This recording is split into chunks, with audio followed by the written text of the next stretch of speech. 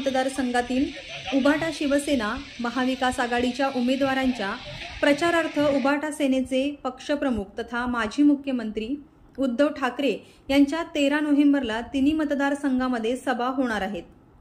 यामध्ये कणकवली विधानसभा मतदारसंघाचे उभाटा शिवसेना व महाविकास आघाडीचे उमेदवार संदेश पारकर यांच्या प्रचारार्थ येथील उपजिल्हा रुग्णालयासमोरील मैदानावर दुपारी 2:30 वाजता सभा होणार आहे। सभेची उभाटा पदाधिकारी कार्यकर्त्यांकडून जय्यत तयारी करण्यात आली आहे। सभेला महाविकास आघाडीच्या कार्यकर्त्यांनी मोठ्या संख्येने उपस्थित राहावे असे आवाहन उद्धव बाळासाहेब ठाकरे शिवसेना पक्षाचे उपजिल्हा प्रमुख संदीप कदम यांनी केले आहे।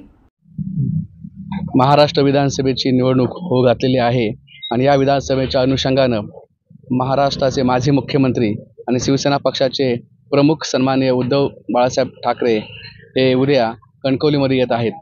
उद्या ठीक 2 वाजता ही जाहीर सभा होणार आहे आणि या सभेसाठी या ठिकाणी जय्यत तयारी सुरू आहे। उद्या तुलसी विवाह कार्यक्रम असताना सुद्धा उद्या मोठ्या संख्येने शिवसैनिक इथं जमा होणार आहेत आणि या ठिकाणी विधानसभेवर भगवा झेंडा फडकवण्यासाठी सगळेजण सज्ज झालेले आहेत आणि त्याचाच एक भाग म्हणजे ही उद्याची जाहीर सभा आहे।